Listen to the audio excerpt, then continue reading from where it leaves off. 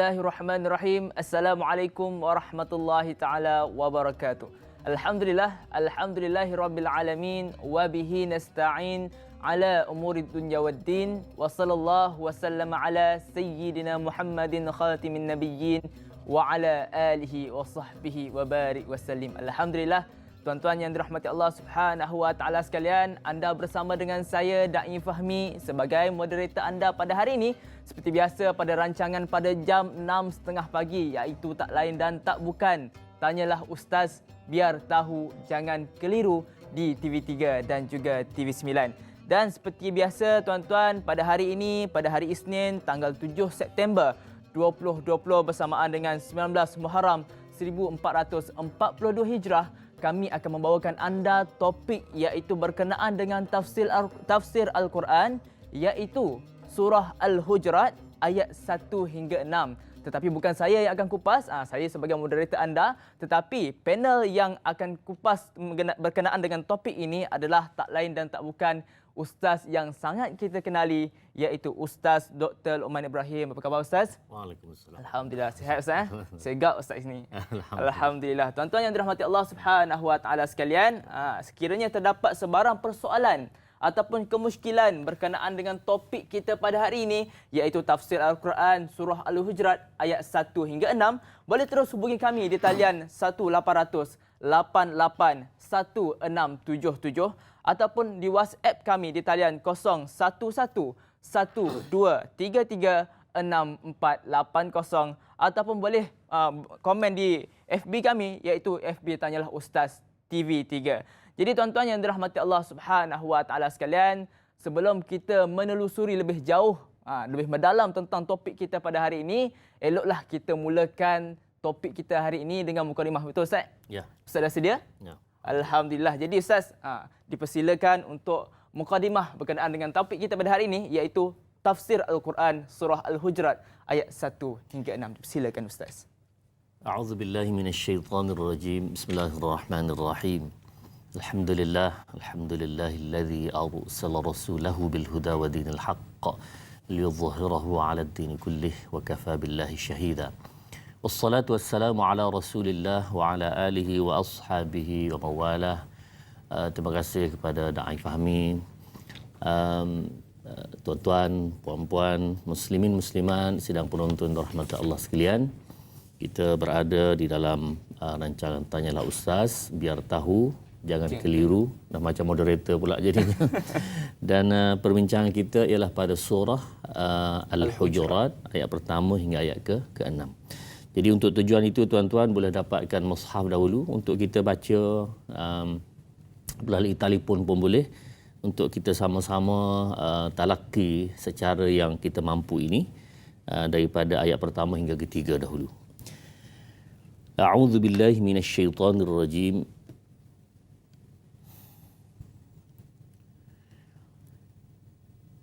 Bismillahirrahmanirrahim.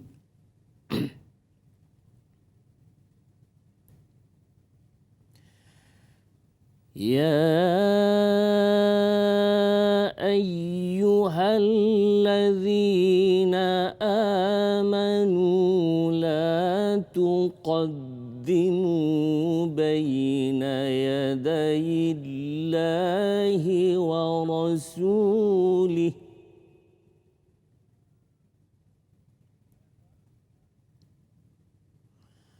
wattaqullah innallaha sami'un alim.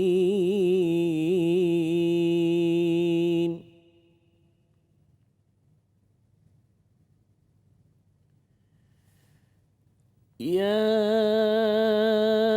ayyuhalladzina amanu la tarfa'u أصواتكم فوق صوت النبي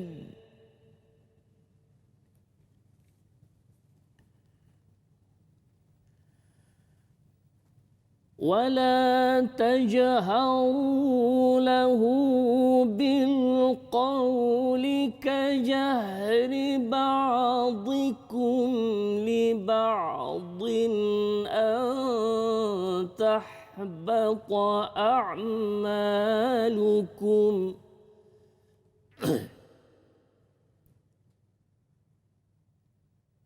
وأنتم لا تشعرون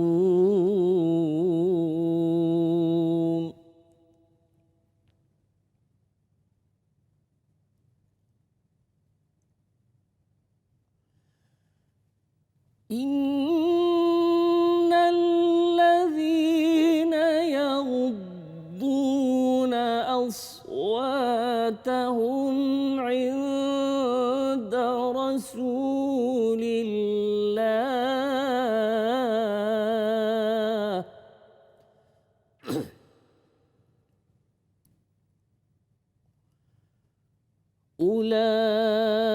أولئك الذين امتحن الله قلوبهم للتقوى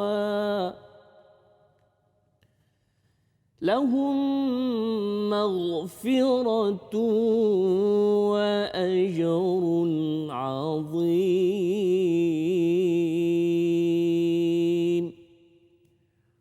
Sadaqallahul Azim.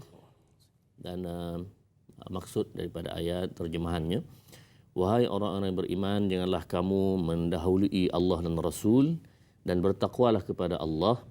Sesungguhnya Allah Maha mendengar lagi Maha mengetahui. Wahai orang-orang yang beriman, janganlah kamu meninggikan suaramu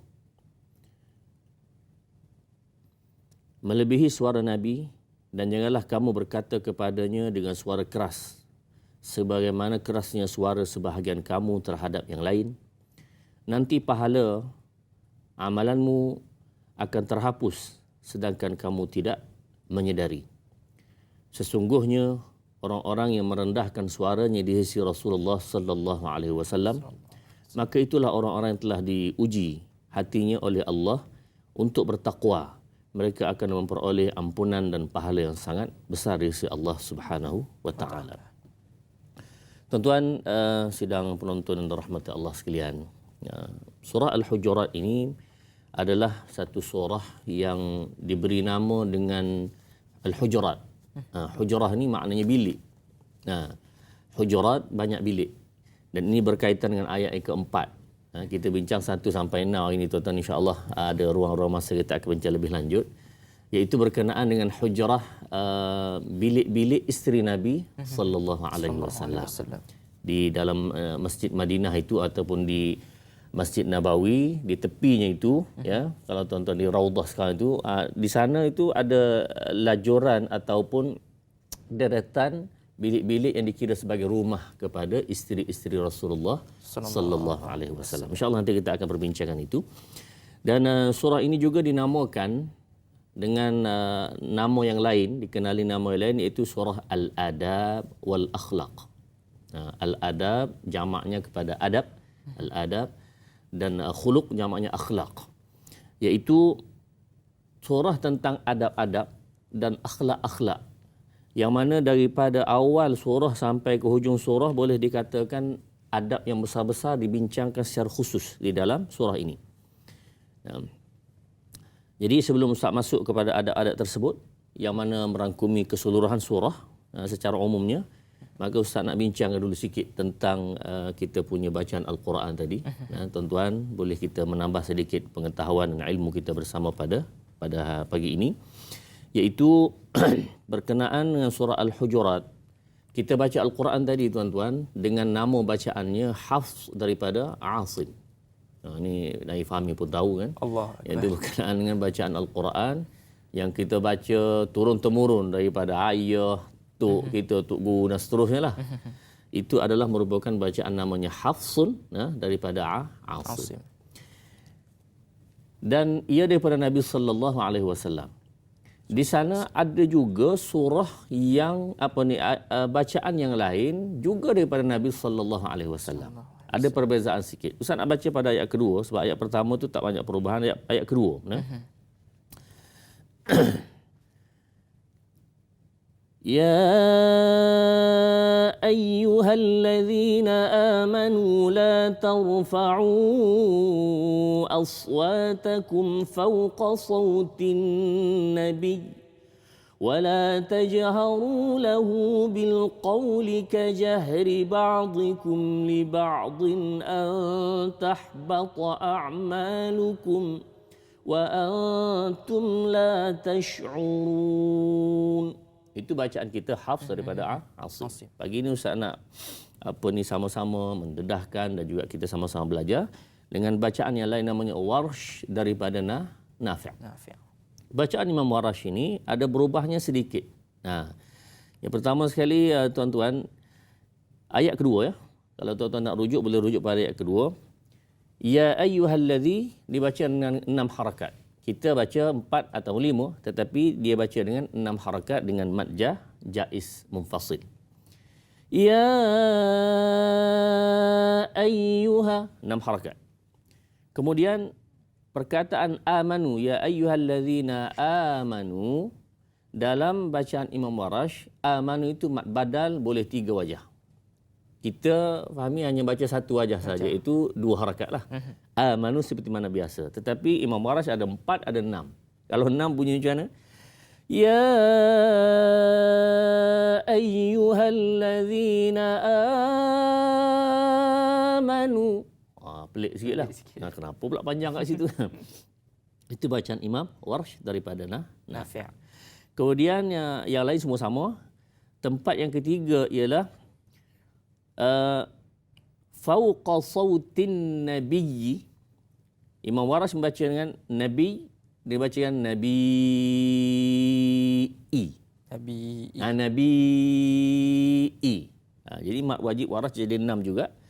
Jadi fauqa sautin nabiyyi wala tajharu. Oh, ini dah berubah Quran Ustaz. Tuan-tuan tidak. Itu hanya perubahan dari sudut sedikit perkataan. Makna masih sama. Nabi dan Nabi itu kedua-duanya adalah menunjukkan kepada Rasul ataupun Nabi tadi. Baik, cuma ada dibaca dengan Nabi, ada Hamzah tadi dan ada dibaca dengan tidak ada. Baik. Dan yang keempat akhir sekali li ba'dhin an tahbata. Kita baca li ba'dhin an tahbata. Imam Warsh membaca dengan li ba'dhin an tahbata. Li ba'dhin an tahbata. Jadi tak apalah tuan-tuan, Ustaz cuma untuk memperkenalkan kepada kita. Mudah-mudahan kita ada rupanya. Sebenarnya kalau tuan-tuan perasan, bacaan sebegini sudah ada di dalam, khususnya dalam musabaqah Al-Quran peringkat antarabangsa. Selalu dah dibaca. Cuma oleh kerana kita tumpu kepada tarannum apa semua, kita tak perasan sangat. Tak sedar sangat perkara tersebut. Yang sebenarnya sudah ada bacaan ini. Kalau Warsh ini sangat masyhur di bacaannya di Morocco, Maghribi. Kalau Qalun sangat masyhur di Libya. Semua bahagian-bahagian dunia lain, boleh kata keseluruhannya, hampir 95% dunia ini membaca dengan Hafs daripada Asim. Jadi kita kenal Hafs dan Asim ini seolah-olah tak ada lagi bacaan yang lain. Tapi hakikatnya ada. Jadi tuan-tuan, itu secara ringkaslah untuk pembukaan kita pada pagi ini, insya-Allah. Masya-Allah. Ya. Kita belajar qiraat pada hari ini, insya-Allah. Jadi tuan-tuan yang dirahmati Allah Subhanahu Wa Taala sekalian, kita nak ke soalan yang pertama daripada penonton kita, tak lain dan tak bukan daripada Facebook, iaitu daripada Cik Puan Nur Hayati Ismail. Assalamualaikum Ustaz dan Da'i serta kru Tanyalah Ustaz. Apakah kisah di sebalik turunnya surah ini? Adakah di waktu surah ini diturunkan, Islam sedang berkembang kerana daripada apa yang difahami, ianya banyak menggambarkan suasana adab di dalam majlis ilmu ketika bersama Rasulullah sallallahu alaihi wasallam. Mohon perkongsian ilmu daripada Ustaz. Terima kasih. Terima kasih juga kepada Kak Yat ataupun Cik Puan Nur Hayati Ismail daripada Bandar Tasik Puteri, Rawang Selangor kerana sudi bertanyakan soalan. Jadi Ustaz, apakah kisah ataupun kisah asbabun nuzul surah ini Ustaz? Ya. Silakan. Terima kasih kepada Nur Hayati, nama glamournya Kak Yat lah. Kak Yat, nama glamour. Beliau sudah selalu bersama kita, alhamdulillah. Dan tuan-tuan, tentang surah Al-Hujurat ataupun sebab nuzul surah ini, sebenarnya surah Al-Hujurat ni nak difahami, antara surah yang pendek tapi banyak sebab nuzulnya. Banyak sebab. Banyak sebab nuzul. Biasanya satu surah yang pendek kita kata ada satu dua lah. Tidak, ada beberapa yang lain tentang sebab nuzul surah ini. Masya-Allah. Baik, walaupun kita bincang 6 ayat tapi akan disambung lagi dengan ustaz yang lain lah. Baik, tuan-tuan. Surah Al-Hujurat ini ayat yang pertama itu iaitu berkenaan dengan Ya ayyuhallazina amanu la tuqaddimu baina yadayillahi wa rasulihi. Wahai orang-orang beriman, jangan kamu mendahului Allah dan Rasul. Ada diterjemahkan tempat lain, jangan kamu memandai-mandai. Di dalam terjemahan yang tafsir bahasa Arabnya, la tusri'u, jangan kamu cepat sangat. Membuat satu keputusan mendahului Allah dan Rasul. Innallaha sami'un alim. Ayat ini turun adalah disebabkan oleh satu kisah tentang Sayyidina Abu Bakar dan Umar. Sayyidina Abu Bakar dan Umar ini betul kata macam Kak Ayat kata tadi, iaitu Islam tengah berkembang pada masa ini. Dan dengan sebab itu ramai datang wakil-wakil daripada bangsa-bangsa lain, sama ada keliling Madinah atau luar Madinah. Jadi ada satu golongan dipanggil Bani Tamim pada masa ini. Bani Tamim ini datang daripada Yamamah. Yamamah ni tuan-tuan, kalau peta Saudi, Yamamah ni agak jauh, iaitu lebih kurang 987 km. Oh, jauh. Ustaz dah ukur dah dalam Google Map. Jadi tuan-tuan, jauh tempatnya. Mereka terpaksa musafir dengan begitu jauh, sampailah mereka datang kepada Nabi sallallahu alaihi wasallam. Jadi bila sampai nak jumpa Nabi ini, yang ada pada masa siapa dia, iaitu Abu Bakar dan Umar. Tentulah ini jadi pengawal peribadi Nabi sallallahu alaihi wasallam, bahkan merupakan bapa mertua kepada Rasulullah. Jadi Abu Bakar dan Umar ini telah bertanya. Mula-mula Abu Bakar tanya, siapa ketua di kalangan kamu ni? Maka dia kata, tak adalah, kami tak ada ketua lah, kami hanya satu kumpulan datang ini kabilah, dia nak jumpa Rasulullah. Kalau gitu tak apalah, Amir Qa'qa' bin Ma'bad. Barangkali ada yang banyak cakap kat situ sikit, maka Abu Bakar kata, kamulah Qa'qa' bin Ma'bad. Amir. Lantiklah dia ke ketua. Kemudian kata Umar Al-Khattab, bal Amir Aqra' bin Habis. Tak tahu ya. Abu Bakar ambil ini. Aqra' bin Habis. Barangkali Umar pula bercakap dengan seorang lagi. Jadi antara Qa'qa' bin Ma'bad dan Aqra' bin Habis, mana satu ni? Jadi akhirnya berlakulah perselisihan, perdebatan sedikit di antara Abu Bakar dan Umar, sehingga mengganggu Nabi sallallahu alaihi wasallam. Ustaz sebutkan tadi bahawa bilik Nabi sallallahu alaihi wasallam, tuan-tuan, adalah merupakan, kalau sekarang di Masjid Nabawi itu tempat Rasulullah dimakamkan itu, kubur Nabi itu, itulah rumah Nabi sallallahu alaihi wasallam, dan dia ada lajuran, beberapa pintu apa semua tu, itulah rumah Nabi dengan isteri-isterinya. Jadi masing-masing ada satu bilik, satu rumah tu, sehinggalah yang seterusnya. Dan tuan-tuan, lalu Rasulullah sallallahu alaihi wasallam keluar dan ayat ini turun. Baik, ada beberapa perkara yang penting di sini tuan-tuan. Yang pertama sekali ialah kenapa Allah Subhanahu Wa Taala menyebut la tuqaddimu baina yadayillahi wa rasulih. Kenapa kamu mendahului Allah dan Rasul? Tuan-tuan, kes ini berlaku ialah perlantikan sama ada Qa'qa' bin Ma'bad ataupun Aqra' bin Habis untuk jadi ketua, juru cakap je kepada Nabi sallallahu alaihi wasallam. Takkan semua nak bercakap. Kalau ramai itu susahlah. Jadi hanya itu sahaja. Tetapi Allah Subhanahu Wa Taala menyuruh, ini dari sudut adabnya, kalau perkara yang boleh ditanya kepada Nabi sallallahu alaihi wasallam sebagai satu keputusan, maka tanyalah Rasulullah, dan Rasulullah ada. Jadi Rasulullah buat keputusan. Jadi seolah-olah ini menggambarkan mendahului Allah dan Rasul. Kita kata kenapa dalam hal ini Abu Bakar dan Umar ini tidak tanya terus kepada Rasulullah? Ada dua pandangan ini, tuan-tuan. Yang pertama sekali, Rasulullah sallallahu alaihi wasallam, Abu Bakar dan Umar ini tidak tanya kerana perkara itu bagi mereka bukanlah besar sangat, lantik ketua macam Ustaz fahamilah bagi cakap dah. Jadi maknanya benda itu hanya sekadar satu yang mudah, takkan semua nak tanya Rasulullah. Itu satu perkara. Perkara yang kedua ialah sudah ada hadis Nabi sallallahu alaihi wasallam, idza kharaja ahadukum salasah. Kalau kamu keluar 3 orang berjalan dan ini satu kumpulan. Nah, kalau keluar 3 orang, falyu'ammiru ahaduhum. Maka hendaklah kamu lantik satu orang. Lepas ni fahami, kalau naik kereta bertiga, nak ke mana? Nak duduk Johor dah, nak ke Johor Baru je. Nak pergi JB je. Lantik ketua. Allah, begitu sekali ya. Dan ini sunnah Nabi sallallahu alaihi wasallam. Tapi yang ini sudah sunnah yang umitat yang telah orang tinggalkan. Sebenarnya kena lantik. Walaupun tidak wajib, tetapi itu adalah satu sunnah Nabi sallallahu alaihi wasallam, melantik ketua. Jadi sebab pelantikan ini sudah disebut oleh Nabi, Abu Bakar tak payah tanya Nabi lah, sudah ada. Jadi lantiklah ketua. Sehingga timbul pertikaian, maka yang ini kena rujuklah kepada Allah dan Rasul. Jadi dia sudah adabnya ialah ini dipanggil sebagai ta'atillah ataupun tidak mendahului Allah dan Rasul. Dan ini perlu kita utamakan. Masya Allah. Penjelasan yang sangat-sangat hebat daripada Ustaz.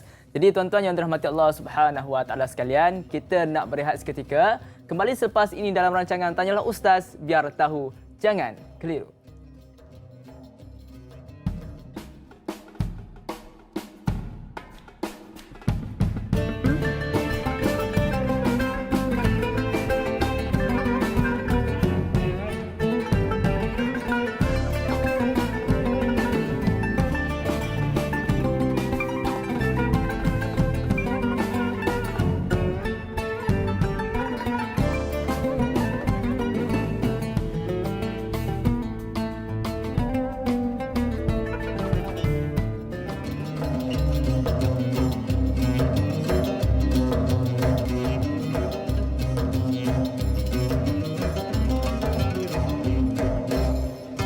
Alhamdulillah, kembali semula kita di dalam rancangan Tanyalah Ustaz, biar tahu, jangan keliru.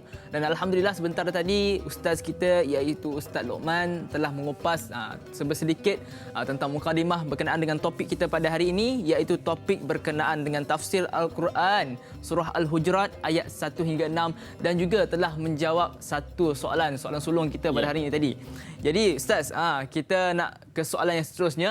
Kali ini daripada pemanggil Ustaz. Panggil silakan. Jadi Assalamualaikum. Waalaikumsalam warahmatullahi wabarakatuh. Yang saya hormati Ustaz Dr. Luqman dan Dai Fahmi ya. Yes. Saya Haji Tukinon, Haji Muhammad Saleh daripada Kota Johor. Masya-Allah. Apa khabar Ustaz? Baik ya, Dai? Alhamdulillah sihat. Okey. Persoalannya Ustaz dalam persoalannya Ustaz dalam ayat ini tadi, iaitu kita naklah jangan mendengkinglah nanti bercakap lembut ya Ustaz. Yang baik-baiklah. Kalau nak bercakap dengan warga, dengan apa dan sekarang. Jadi saya nak tanya Ustaz, adakah percakapan ini digunakan untuk Nabi semasa berdakwah? Ini maknanya dia kalau berdakwah, gunakanlah bahasa yang baik-baik, yang lembut-lembut, tidak menengking Ustaz. Jadi untuk menyerahkan daripada Ustaz pagi ini, itu sajalah. Terima kasih. Assalamualaikum. Waalaikumsalam warahmatullahi taala wabarakatuh. Terima kasih kepada Tuan Haji Tukinon, salah seorang pemanggil tetap kita setiap hari. Jadi Ustaz, berkenaan dengan ayat yang pertama tadi, iaitu jangan kamu meninggikan suara. Maksudnya apa yang saya boleh simpulkan daripada soalan Tuan Haji Tukinon ni, adakah kalau ketika kita berdakwah atau melakukan kebaikan, kita hanya boleh cakap lemah lembut, tidak perlu ada ketinggian suara ataupun ketegasan? Macam mana Ustaz? Silakan. Baik, terima kasih kepada Haji Tukinon, iaitu kita punya pemanggil tetap lah, sentiasa bersama kita. Mudah-mudahan Allah beri kesihatan dan panjang umur kepada beliau, insya-Allah. Amin, insya-Allah. Baik, tuan-tuan muslim-muslimat rahmat Allah sekalian, berkenaan dengan kaedah berdakwah, ini sama ada dari sudut agama ataupun dari sudut jiwa khalayak, orang ramai, dia akan sukakan kelembutan. Nah, benda yang lembut, benda yang menyentuh perasaan dia suka. Dan dia tak akan suka benda-benda yang kasar, ganas ni. Walaupun dia ganas. Dia tu ganas. Contohnya Fahmi, bapaknya kerjanya ni bertinju je kan contohnya. Tapi dia tak nak anak dia jak kecil nak duk tinju orang tu, tak nak. Betul. Dek tak baik buat gitu dek. Dek dia bagi tahu tak. Jadi maksudnya walaupun dia tu kasar, dia tu ganas, tapi dia suruh anak dia tu bersikap lemah lembut. Itu menunjukkan jiwa manusia yang asal memang ada begitu. Itu dari sudut kejiwaan lah. Baik, kemudian dari sudut Islam, ya begitu. Sehingga di dalam hadis Nabi sallallahu alaihi wasallam kita sudah dengar tentang ayat Al-Quran, ud'u ila sabili rabbika bil hikmati wal mau'izatil hasanah. Serulah kamu ke jalan Allah ini, sabili rabbika bil hikmah, dengan hikmah. Kata Ibnu Abbas, walaupun terjemahan secara umumnya hikmah lembut, bijaksana dan seumpamanya. Tetapi kata Ibnu Abbas radhiyallahu anhu, yang sebenar ialah bil Quran. Maksudnya apa yang Quran ajar itu hikmah. Ya, apa sahaja disebut dalam Quran itu hikmah.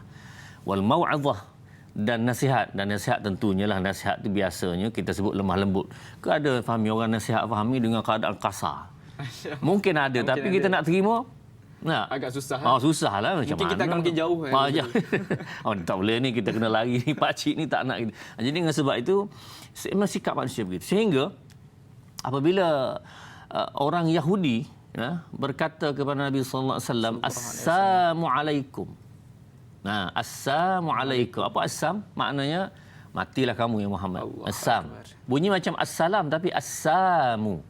Kalau eja kita punya sin alif mim ataupun S A A M. Assamu. Itu maknanya matilah kamu. Allah. Jadi Aisyah marah.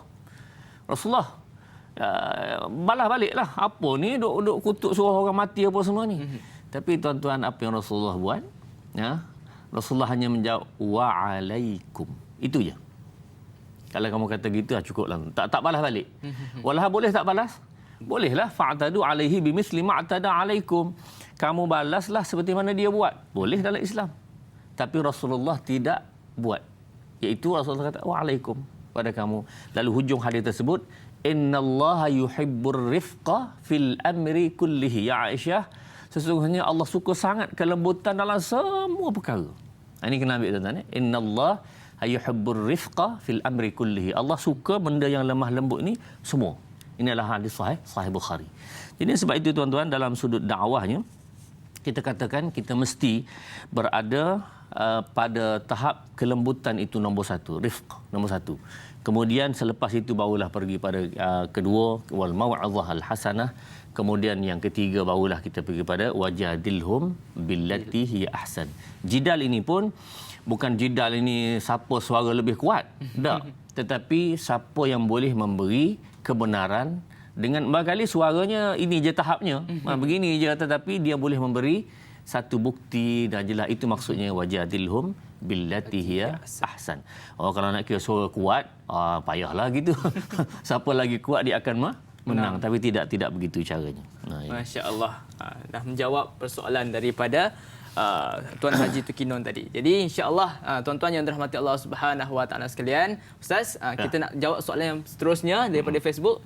Sudah bersedia Ustaz? Ya, silakan. Alhamdulillah. Jadi soalan yang seterusnya daripada Facebook, daripada Cik Puan Hana Wancik. Assalamualaikum Ustaz dan Da'i, semoga dalam rahmat dan redha Allah Subhanahu Wa Taala. Amin ya rabbal alamin. Soalan saya Ustaz, pada ayat pertama surah Al-Hujurat, kepada siapakah Allah Subhanahu Wa Taala memberi amaran dan teguran supaya jangan memandai-mandai melakukan sesuatu perkara sebelum mendapat hukum atau kebenaran Allah dan Rasul?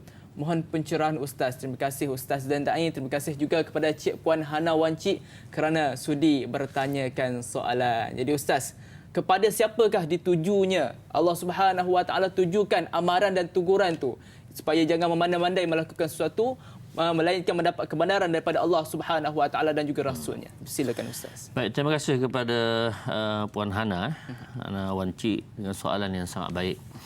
Dan tuan-tuan, sebagaimana kita telah bacakan kisah tadi, iaitu Abu Bakar dan Umar yang berhadapan dengan satu puak daripada Bani Tamim, daripada Yamamah.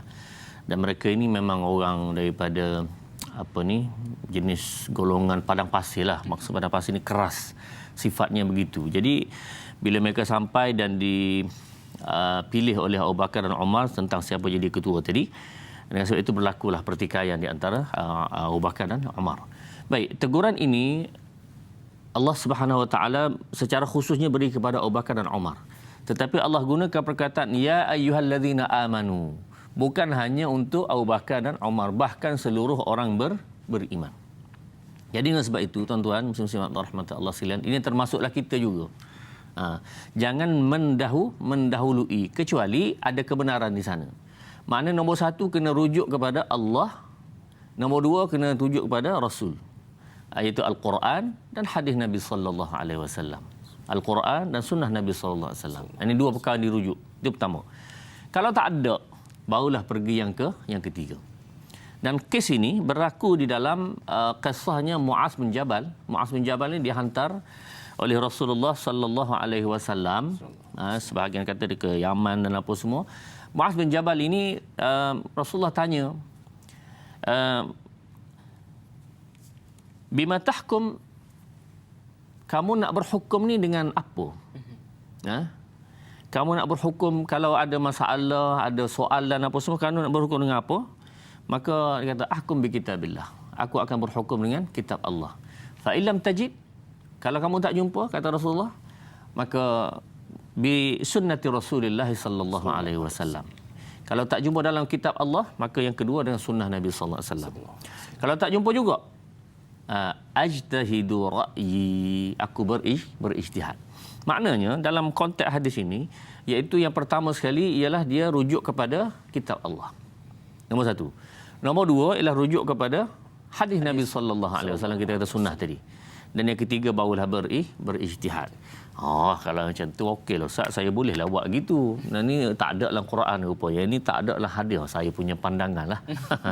Tuan-tuan, kena tengok dengan jelas bahawa Rasulullah beri ini kepada siapa. Ini kepada Muaz bin Jabal. Muaz bin Jabal ini siapa? Dia adalah merupakan fuqaha minas sahabah. Ini mujtahid di kalangan para sahabat, bukan calang-calang orang. Bagi orang biasa tak boleh. Sebab itulah timbul dia menjadi masalah taklid. Ikut mazhab mana-mana ni kerana kita tidak mampu untuk pergi tahap ketiga tu, tidak mampu. Quran pun kita tak berapa nak faham, hadis pun kita hadis 40 pun tak berapa nak habis. Ini secara umum lah Ustaz sebutnya. Jadi dengan sebab itu nak pergi berijtihad. Allah banyak perkara lagi rupanya syarat-syarat yang diletakkan oleh para ulama. Ini secara umumnya untuk orang-orang yang memang mahir. Tapi poin yang Ustaz nak sebut di sini iaitu ialah mula-mula sekali kita kena rujuk kepada Allah dan Rasul, kemudian barulah kepada ijtihad. Dan dia ada syarat-syarat, dia tidak semudahnya supaya semua orang boleh buat begitu, maka ini akan menjadi satu masalah pada agama. Baik tuan-tuan. Kemudian bila disebut tentang Abu Bakar dan Umar, kenapa Abu Bakar dan Umar ini sampai begitu sekali tidak tahukah sehingga Allah kena tegur? Baik tuan-tuan. Dalam hal ini kita katakan bahawa Abu Bakar dan Umar manusia biasa. Yang maksum hanya Nabi sallallahu alaihi wasallam. Berbeza dengan Syiah imam 12 tu maksum. Kita tak kata begitu. Kita kata yang hanya maksum adalah Rasulullah sallallahu alaihi wasallam. Jadi apa masalahnya dengan Abu Bakar dan Umar? Kalau mereka salah, maka salah dan diperbetulkan. Selepas daripada kisah ini, kesannya Abu Bakar dan Umar tu, insya-Allah nanti Ustaz akan sebut kisah yang lain, macam mana Abu Bakar dan Umar menghadapi kalau Allah tegur begini. Dan ada teguran kepada mereka ada beberapa kali. Kalau Allah tegur, apa mereka buat? Ini satu yang hebat. Salah, dia orang salah, kita ada salah lagi teruk. Tapi macam mana mereka mengganti balik kesalahan tersebut? Ini hebat. Di kalangan para sahabat radhiyallahu alaihim ajma'in. Jadi sebab itu tuan-tuan, tidak ada ruang untuk kita memperkecilkan para sahabat. Rasulullah kata, la tasubbu ashabi, jangan kamu cela sahabat aku, jangan kamu cela. Walaupun sahabat ada salah.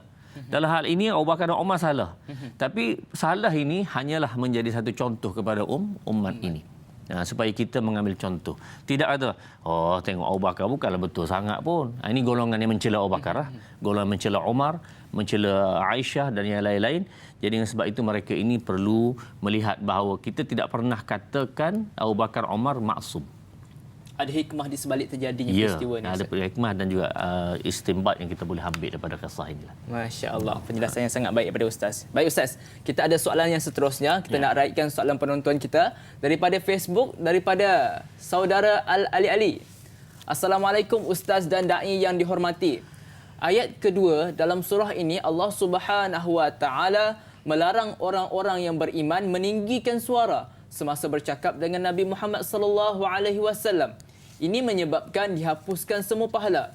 Adakah larangan tersebut termasuk dalam larangan semasa kita bercakap dengan ustaz-ustaz dan guru-guru serta pemimpin kita pada masa ini? Mohon pencerahan Ustaz supaya tahu dan tidak keliru. Terima kasih kepada saudara Al-Ali Ali kerana sudi bertanyakan soalan. Jadi Ustaz, dalam ayat kedua ini larangan kepada meninggikan suara ketika bersama dengan Rasulullah sallallahu alaihi wasallam, adakah sama dengan larangan ini boleh diaplikasikan juga dengan kita bersama dengan guru-guru, dengan pemimpin kita Ustaz? Silakan. Baik, terima kasih kepada Al-Ali Ali, soalan yang sangat-sangat baik. Jadi dia cuba melihat kepada realiti yang berlaku sekarang lah, sebab kita tak sempat zaman Rasulullah. Betul, Baik, kes ini tuan-tuan. Pertama saya nak sebut sebab nuzul dulu. Ayat kedua ini tu saya sebut tadi ada dalam surah Al-Hujurat ada beberapa sebab nuzul. Kebiasaannya surah yang pendek macam ni, dua muka lebih sikit, dia tak banyak ni, ada 1-2 sahaja. Walaupun tapi, ada 18 ayat Ustaz. Ya, 18 ayat tapi ada banyak. Ada beberapa. Masya-Allah. Baik tuan-tuan. Sebab nuzul ayat yang kedua, Ya ayyuhallazina amanu la tarfa'u aswatakum fawqa sautin nabi. Wahai orang beriman, jangan kamu angkat suara kamu, kuatkan suara kamu lebih daripada suara Nabi. Maknanya ini menunjukkan satu adab. Jadi kisah ini juga berkait dengan kisah Abu Bakar tadi. Duduk bising-bising menyebabkan mengganggu Nabi sallallahu alaihi wasallam. Satu perkara. Kemudian ada seorang sahabat yang lain, namanya Thabit bin Qais. Thabit bin Qais ini memang dia jenis suara kuat. Kalau bercakap tu, yalah tuan-tuan, kalau pergi ke Mekah atau jumpa orang Arab sekarang, memang jenis suara kuat pun. Jerit. Tetapi Thabit bin Qais ini lebih kuat daripada orang lain. Jadi kalau dia bercakap Rasulullah, gitulah sifat dia asal. Jadi dengan sebab ini Allah Subhanahu Wa Taala turunkan ayat la tarfa'u aswatakum. Jangan kamu cakap kuat depan Nabi ni, kamu kena beradab dengan lemah lembut dan seumpamanya. Maka Thabit bin Qais ini terus menangis. Bila Tuhan ini dia nangis. Dia kata, teruklah aku kalau macam ni. Nak ubah macam mana daripada suara kuat kepada suara perlahan, itu payah bagi orang sudah biasa. Jadi dengan sebab itu tuan-tuan, Rasulullah telah menenangkan Thabit bin Qais ini. Maknanya selagi mana kamu mentaati Allah dan Rasul. Jadi Rasulullah tak ubah perkara ini. Maknanya tetap dia kena belajar untuk berhemah, berlemah lembut dan merendahkan suara tadi. Tetapi kamu mentaati Allah dan Rasul, insya-Allah membawa kamu ke syurga. Menenangkan Thabit bin Qais ini. Masya Allah Ustaz. Sebelum Ustaz meneruskan lagi kisah asbab nuzul ayat kedua ini, kita nak berehat seketika Ustaz. Kita nak berehat seketika. Kita kembali selepas ini dalam rancangan Tanyalah Ustaz, biar tahu jangan keliru.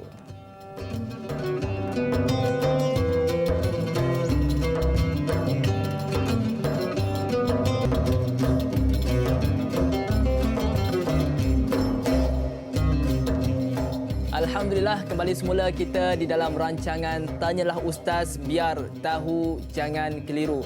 Suka saya ingatkan kepada tuan-tuan yang dirahmati Allah Subhanahu Wa Taala yang baru saja menonton rancangan kita pada pagi ini. Saya nak ingatkan topik kita pada hari ini ialah berkenaan dengan tafsir Al-Quran surah Al-Hujurat ayat 1 hingga 6 dan akan dikupaskan oleh ustaz kita iaitu Ustaz Dr. Luqman Ibrahim. Jadi sekiranya tuan-tuan dan puan-puan terdapat sebarang kemusykilan ataupun persoalan, boleh terus hubungi kami di talian 1-800-881677 ataupun di WhatsApp kami di talian 011 02336480 ataupun terus di Facebook kami di Tanyalah Ustaz TV3. Dan alhamdulillah tuan-tuan para penonton yang dirahmati Allah Subhanahu wa taala sekalian, ustaz kita dah mengupas sedikit tentang asbabun nuzul untuk ayat kedua pada surah Al-Hujurat. Surah Al-Hujurat ayat yang kedua. Jadi insya-Allah kita tadi tak habis Ustaz Ya, sebentar tadi kita tak sempat nak menghabiskan penerangan tentang asbabun nuzul. Jadi insya-Allah ustaz boleh teruskan dengan kisah ataupun peristiwa di sebalik terjadinya ataupun sebab turunnya ayat yang kedua ini. Insya-Allah dipersilakan ustaz. Ya. Terima kasih Daif Fahmi dan tuan-tuan muslim-muslimat rahmati Allah sekalian, berkenaan dengan kisah Thabit bin Qais, seorang sahabat yang suaranya kuat. Sedangkan dalam ayat ini Allah Subhanahu Wa Taala turunkan untuk menunjukkan adab jangan kuat di hadapan Rasulullah sallallahu alaihi wasallam. Dan di dalam peristiwa ada disebutkan dalam riwayat yang lain, iaitu Thabit bin Qais ni sampai lama tak datang jumpa Rasulullah. Dia mendiamkan dirilah. Rasa sedih lah sebab ayat ni dia tahu tuju pada dia. Dia kata macam mana aku nak buat ni. Sehingga Rasulullah tercari-cari. Biasa kan Fahmi, bila kita selalu jumpa satu orang, memang kita tahu kelebihan dia apa, suara kuat lah contohnya tak? Mestilah. Mana hilang Dah lama tak datang kan, kat mana dia ni? Selalu dengar suara dia. Selalu dengar suara tiba-tiba tak ada kan. Jadi dengan sebab itu Rasulullah tercari-cari. Sehinggalah Thabit ini Rasulullah panggil dan beritahu keadaan ini. Kerana aku ni sedih, aku ni suara kuat di hadapan Nabi sallallahu alaihi wasallam. Tapi contohnya perkara tersebut ini adalah merujuk kepada adab. Baik, baru nak menjawab soalan kepada Ali ni. Adakah ini masuk kepada pemimpin juga, guru juga? Baik, tuan-tuan muslimat rahmati Allah sekalian. Kes dengan Nabi sallallahu alaihi wasallam iaitu antahbata a'malukum, akan menyebabkan terbatalnya pahala. Isu terbatal pahala ini Ustaz akan bincang lebih lanjut, iaitu menghapuskan pahala. Kita buat amalan tapi pahala tak ada. Wal'iyadzubillah. Baik. Bila demikian, tuan-tuan, tentang ini berlaku kepada Nabi sallallahu alaihi wasallam. Adapun kepada guru dan juga pemimpin, ini dari sudut adab. Dan Rasulullah ini wa innaka la'ala khuluqin azim. Rasulullah mengajar ini adalah satu bentuk akhlak yang sangat mulia kepada manusia. Jadi dengan sebab itu adabnya sama. Tetapi kalau kata terbatal pahala itu cerita lain lah. Ini merujuk kepada Nabi sallallahu alaihi wasallam. Tapi adabnya begitu. Takkanlah kita bercakap guru suara kuat begitu. Kalau marah kepada guru sebagaimana yang berlaku sekarang ini, ini satu perkara yang perlu diambil perhatian. Tuan-tuan muslim-muslimat rahmati Allah sekalian, Ustaz nak minta kita renungkan perkara ini. Hakikatnya kalaulah orang zaman sekarang sikit-sikit nak saman, sikit-sikit nak viral, sikit-sikit gitu. Tak puas hati. Sebenarnya di zaman ustaz dulu belajar pun ada perkara-perkara kita tak puas hati dengan guru, tapi mak ayah kita tidak begitu. Sehingga anak-anak ni kalaulah anak ni beritahu cikgu buat rotan dia ke, cikgu pulah dia ke apa semua, kalau beritahu kepada mak ayah tolong tambah lagi ada. Sama saya kena dulu macam tu. Itu hakikat dah. Jadi alhamdulillah dengan sebab generasi ini berlaku begitu, rupanya lahir generasi yang kita rasa alhamdulillah. Tak baik sangat pun insya-Allah adalah dia punya adab tertib. Tetapi tuan-tuan bayangkan kalau begitu keadaan sikit-sikit salah sama, sikit-sikit viral, sikit-sikit kalau inilah berlaku, apa yang akan berlaku 20 30 tahun generasi akan datang. Betul. Mana bila budak ini sudah membesar. Allahumma tuan-tuan. Jadi hakikatnya itu realiti kita kena terima.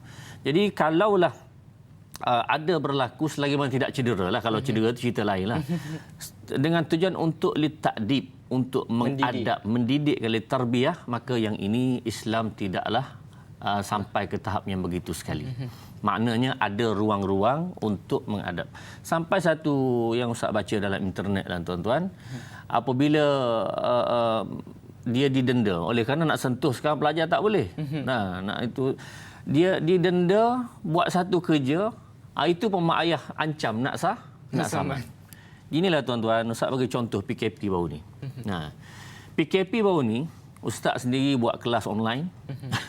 Kemudian ramai guru-guru pun buat kelas online. Orang kata cikgu tak ada kerja lah apa semua kan, bukan nak pertahan cikgu sangat. Cuma nak beritahu ada kelas online. Tapi hakikatnya tuan-tuan, kebanyakan, Ustaz pergi sebagai guru jugalah. Jadi kebanyakan yang kelas online ini tidak diberi kerjasama. Maksudnya sebahagian kecil sahaja ya, kalau yang tengok online itu sebahagian kecil. Yang lain duk tengok game lah. Tengok benda lain lah. Sebahagian kecil. Jadi maksudnya kalau dalam PKP baru ni rupanya ada satu rahmat yang besar kepada kita. Kita tahu bahawa kita tak mampu nak didik anak tu sendiri. Tak ada kemampuan. Buktinya nak suruh anak duduk depan kelas online tu tak boleh. Jadi dengan sebab itu, kalaulah cikgu tu memberi sebahagian, menunaikan sebahagian tanggungjawab itu, berilah hak kepada dia. Tuan-tuan, Ustaz dulu mengajar di Ma'had Tahfiz Al-Quran Pulai Condong dulu. Ialah tahun-tahun lebih kurang tahun 90-an gitu kan, mengajar di sana. Dan barangkali ada sebahagian para pelajar Pulau Condong sekarang yang masih sudah berkhidmat sekarang dan melihat perkara ini, iaitu siapa-siapa yang tak ngapal Quran, satu muka surat satu hari itu, yang pada zaman itu Ustaz akan rotan dia. Nah, dan memang ramai yang kena dalam sekelas tu, kena rotan ramai. Rotannya di betis. Tapi tuan-tuan, tidak ada seorang pun mak ayah yang komplain. Tak ada. Nah, boleh tanya pelajar Ustaz yang memang boleh kata semua pernah kenalah rotan ini. Dan di betisnya. Tak rotan tempat lain, di betisnya. Sakitlah juga rotan ini. Tapi tuan-tuan, tidak ada yang komplain. Tapi alhamdulillah semua para pelajar ini nampaknya sekarang sudah berada di mana-mana jabatan dan apa semua, sudah di peringkat yang merata-rata dalam Malaysia ini. Alhamdulillah. Jadi dengan erti makna adab ini sangat-sangat pentinglah untuk kita sama-sama beramal dengannya. Walaupun dia guru dan barangkali dari sudut keluarga kita lebih baik daripada guru tersebut, tapi tidak dari sudut keutamaan guru, maka kita kena hormati juga pemimpin selagi mana pemimpin ini adalah mentaati Allah dan Rasul. Masya Allah. Betul Ustaz, sebab kakak saya pun ada seorang guru juga. Ya. Dia pun waktu PKP itu buat kelas online dan juga bagilah homework untuk student. Tetapi ada kalangan ibu bapa yang tak puas hati kenapa bagi homework banyak sangat. Banyak sangat pula. Kita tak bagi homework jadi salah. Dia bagi homework pun jadi salah, Ustaz. Ya, itu jadi hakikat. moga-moga dengan apa yang disampaikan oleh Ustaz tadi dapat kita jadikan pengajaran untuk kita sebagai seorang ibu bapa untuk sama-sama bantu guru untuk mendidik anak-anak kita. Kita tak boleh serahkan 100% didikan kepada guru saja, betul tak Ustaz? Ya. Perlu juga kepada ibu bapa juga memainkan peranan yang penting untuk mendidik anak-anak supaya menjadi seorang yang beradab terhadap guru dia. Jadi Ustaz, kita nak ke soalan yang seterusnya daripada WhatsApp. Assalamualaikum Ustaz, Da'i dan semua kru, tanyalah Ustaz, apakah maksud ayat yang ketiga? Sesungguhnya orang-orang yang merendahkan suaranya di sisi Rasulullah sallallahu alaihi wasallam, merekalah yang telah diuji oleh Allah hatinya untuk bertakwa. Mereka mendapat keampunan dan pahala yang besar. Bagaimanakah cara kita untuk merendah suara kepada Rasulullah sallallahu alaihi wasallam? Apakah adab kita dalam memperingati Nabi Muhammad sallallahu alaihi wasallam? Jadi Ustaz, soalan yang pertama, apakah maksud daripada ayat yang ketiga Ustaz? Dipersilakan. Baik, kepada yang bertanya tidak diberi nama. Soalan yang ketiga, ya. Ayat yang ketiga. A'udzubillahi minasyaitonirrajim. Innal ladzina yaghudduna aswatahum 'inda rasulillahi ulaika alladzina imtahana Allahu qulubahum littaqwa lahum maghfiratun wa ajrun 'azim. Sesungguhnya orang-orang yang merendahkan suaranya di sisi Rasulullah sallallahu alaihi wasallam, mereka itulah orang yang telah diuji hatinya oleh Allah Subhanahu wa taala untuk bertakwa. Dan mereka akan memperoleh ampunan dan pahala yang besar. Tuan-tuan muslimin dan rahmati Allah sekalian. Jadi kisah ini telah kita sebutkan tentang Thabit bin Qais dan juga Abu Bakar dan Umar, tentang adabnya secara umum, iaitu merendahkan suara kepada Nabi sallallahu alaihi wasallam sebagai tauqir, sebagai memulia, sebagai meninggikan sya'nun Nabi sallallahu alaihi wasallam. Baik. Dalam hal ini, tuan-tuan, Umar Al-Khattab dalam satu asar, ada orang tanya, wahai Umar, mana yang lebih baik antara orang yang tidak nak buat maksiat, hatinya dia tak cenderung. Kalau tengok maksiat pun dia tak minat. Ya. Dan dia tak buat. Satu. Yang kedua ialah orang yang hatinya memang bergelojak nak buat maksiat. Tapi dia tak buat. Tak buat, sama-sama tak buat. Seorang ni memang tak ada niat pun nak buat. Yang kedua ni memang nak buat. Tetapi oleh kerana Allah larang, tak buat. Mana lebih baik? Maka kata Umar Al-Khattab, yang kedua lebih baik. Yang kedua lebih baik. Kenapa? Kerana ulaikal ladzina imtahanallahu qulubahum littaqwa. Orang ini Allah uji hatinya untuk bertakwa. Orang biasanya fahami kan, orang muda-muda memang kalau dia tengok maksiat tu dia lebih kecenderungan nak tu lebih kuat. Itu orang muda. Orang tua macam ustaz ni dia dah slow. Jadi yalah tak payahlah, bukan. Ustaz muda lagi Ustaz. dah umur dah berapa dah tak cukup lah. Cukup tak nak buat lagi. Jadi dengan sebab itu kecenderungan nak tu dah sikit. Dengan sebab itu dua-dua tak buat, maka yang kecenderungan kuat tadi itu lebih baik. Kenapa? Allah sedang menguji dia. Adapun yang kurang nak tadi, ujian tu sudah berkurang. Jadi dengan sebab itu tuan-tuan dan simak rahmat Allah sekalian, makna ujian kepada manusia ini dari sudut hati tetapi dia taat. Katakanlah hatinya tak nak sembahyang. Tetapi taat kepada perintah Allah sembahyang. Katanya hatinya tak nak pakai tudung, hatinya. Tapi taat kepada Allah pakai tudung. Ini sebahagian orang. Ustaz selalu baca perkara ini. Kenapa tak pakai tudung? Kerana saya tak nak hipokrit pada diri saya sendiri. Tuan-tuan, tanyakan perkara mudah ini. Awak kerja? Ya, kerja. Kat mana pejabat? Pejabat pukul apa masuk? Pukul 8. Ada masuk pukul 10? Tak ada. Hati nak pergi tak pukul 8 pagi? Jam lah, malah lah. Pergi tak? Pergi. Itu soalannya. Lepas tu lampu isyarat. Kalau tak ada orang, awak berhenti tak? Berhenti. Padahal tak ada orang. Tu ada kamera CCTV. Jangan main-main, tak ada CCTV. Berhenti juga. Boleh pula patuhnya. Walaupun hati memberontak. Tapi kenapa dalam masalah Allah suruh pakai tudung, tiba-tiba tak mahu? Ini persoalan. Takut CCTV manusia tapi tak takut CCTV Allah. Ya, CCTV Allah lebih hebat itu. Kita tak berasa begitu. Jadi tuan-tuan, ini dikira sebagai satu amal salih dan kita nak jauhkan daripada amal salah. Amal salih dan amal salahnya. Jadi perlu diingat tuan-tuan bahawa kita sama-sama mendidik hati kita untuk mentaati perintah Allah Subhanahu Wa Taala. Baik. Kemudian soalan kedua dia Ustaz.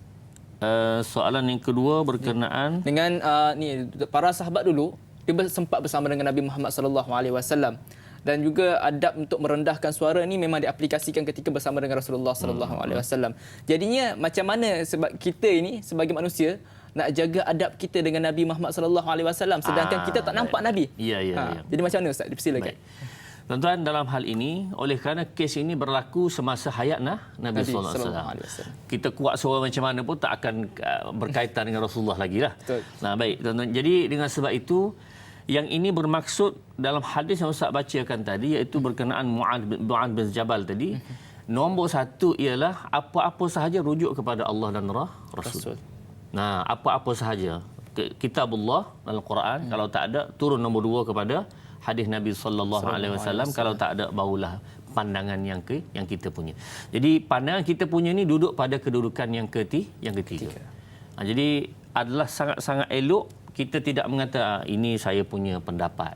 Ini saya punya pendapat. Sangat-sangat elok kita tak kata gitu. Kenapa? Kita kata bahawa Allah Subhanahu Wa Taala berkata begini, atau hadis Nabi sallallahu alaihi wasallam berkata begini, ataupun yang ketiga ialah para ulama menyebutkan sekian.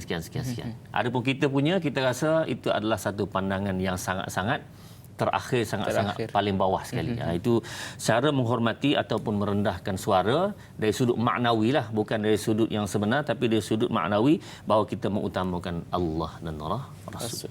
Jadi Ustaz, saya tertarik dengan soalan yang sebelum ni berkenaan dengan bukan soalan, maksudnya kisah yang sebelum ni berkenaan dengan seorang sahabat Nabi yang suaranya kuat. Al-maklumlah Ustaz, saya ni orang Melaka. Saya ni orang Melaka. Jadi bila kita berborak ke apa ke, masing-masing cakap memang kuat Ustaz. Kadang-kadang orang akan cakap dengan saya, alah biasalah orang Melaka. Memang kita tak terlepas daripada perkataan-perkataan yang biasa kita dengar tu. Jadinya Ustaz, bagaimana untuk kita counter dengan orang-orang macam ni? Tapi sebelum Ustaz nak menjawab, kita ada soalan daripada pemanggil kita. Hello, Assalamualaikum. Waalaikumsalam warahmatullahi wabarakatuh. Dai Fahmi, saya Dr. Muhammad Lukman Ibrahim. Saya Umar Abdul Majid dari Felda Timur 3, Pekan Pahang. Assalamualaikum Ustaz dan Dai. Waalaikumsalam warahmatullahi taala wabarakatuh. Ya, soalan saya gini, ni Ustaz ni doktor Tadi dalam ayat yang ketiga tadi ada ayat ini menyebut iaitu golongan yang diuji hatinya untuk bertakwa. Soalan saya doktor siapakah golongan yang ketika diuji hatinya untuk bertakwa ini? Mohon pencerahan doktor pada pagi ini.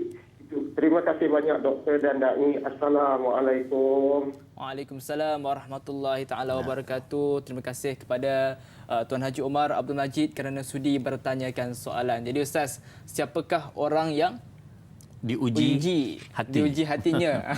Jadi Ustaz, sebelum Ustaz nak menjawab persoalan itu, kita nak berehat seketika. Kembali selepas ini dalam rancangan Tanyalah Ustaz, biar tahu jangan keliru.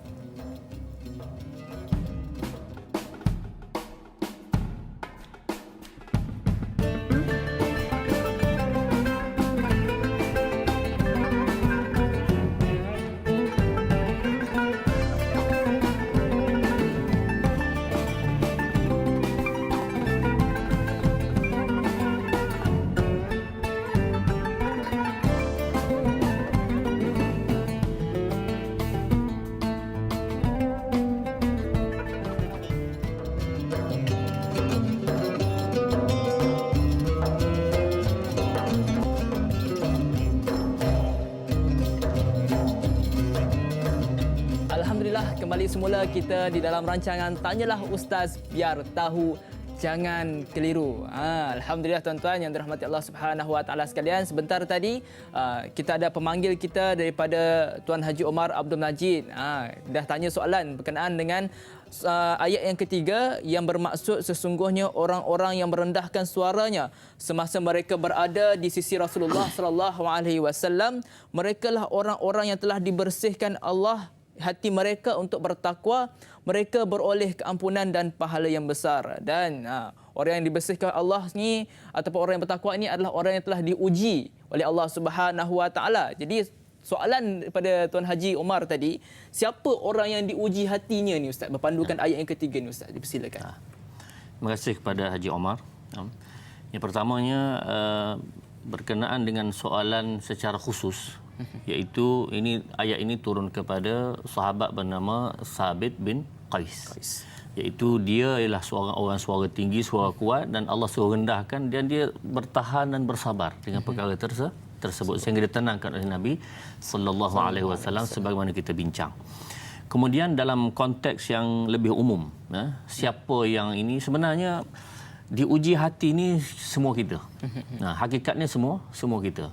Yang penting kita nak buat satu perkara yang salah. Contohlah tuan-tuan, dalam hati kita, kecenderungan hati, ada terselit tak nak buat maksiat?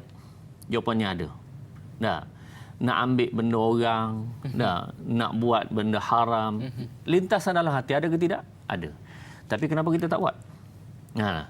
Tak buat itu kerana Allah Subhanahu Wa Taala larang. Jadi bila tak buat itu disebabkan Allah larang, kita sedang diuji oleh Allah Subhanahu Wa Taala, dan inilah yang Allah Subhanahu Wa Taala nakkan daripada ayat ini, iaitu kita sama-sama bertahan tadi dengan sebab mentaati perintah Allah dan Rasul. Agak-agaknya kalau dihapuskan larangan arak tu, contohnya arak hari ni tak haram lagi dah, contoh. Macam mana? Agak kita minum ke tidak? Minum. Minum lah, lama dah naknya. Baik, hati nak.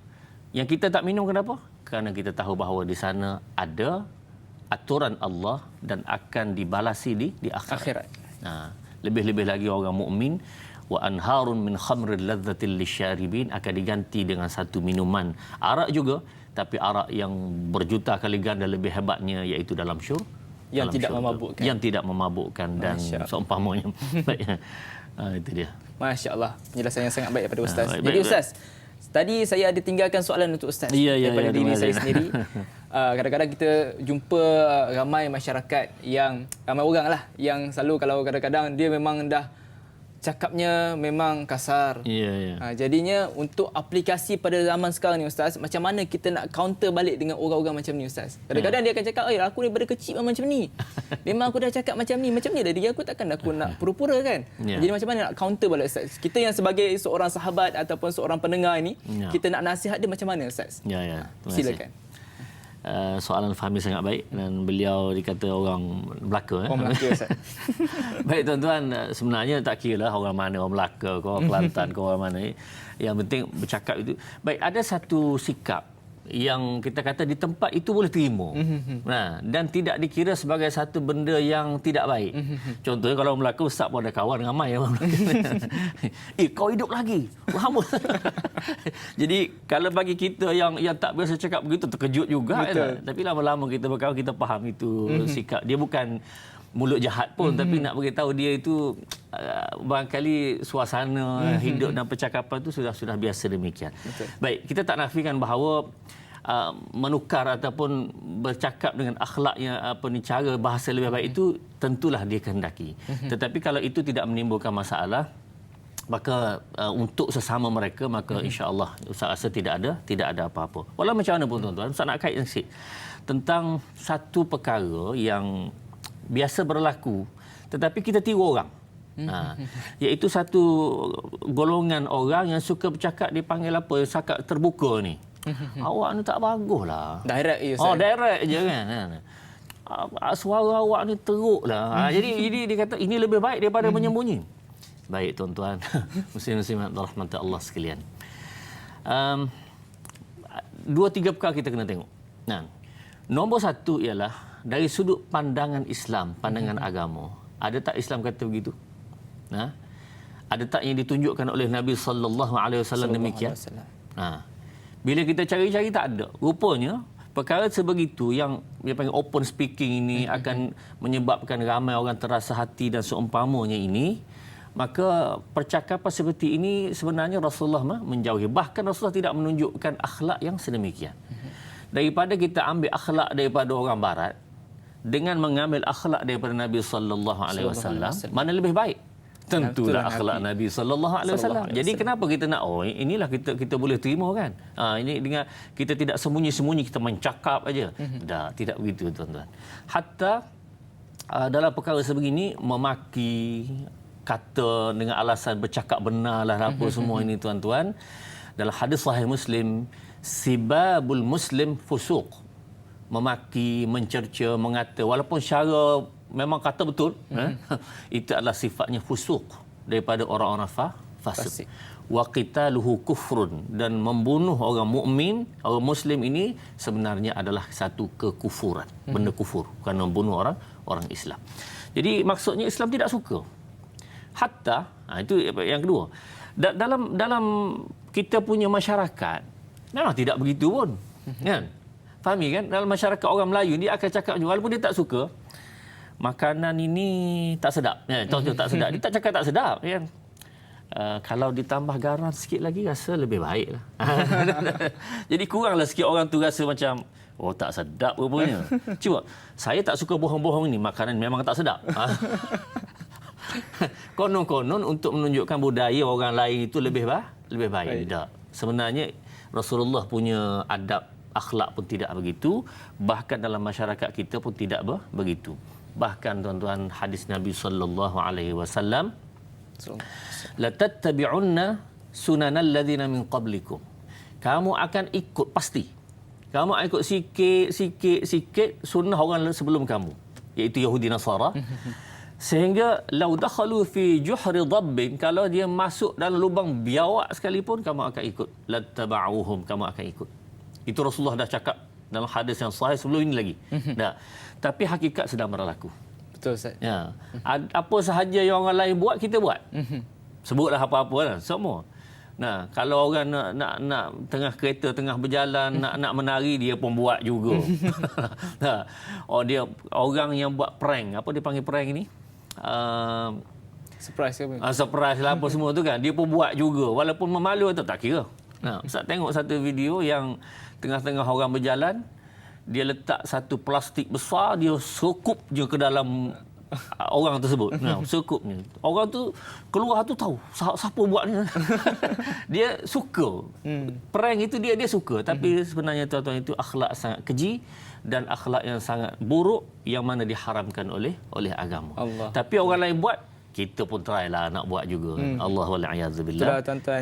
Maksudnya perkara ini bukan termasuk dalam adab-adab sebagai seorang Muslim. Dan inilah tujuan utama diturunkan Nabi sallallahu alaihi wasallam, wa innaka la'ala khuluqin 'azim.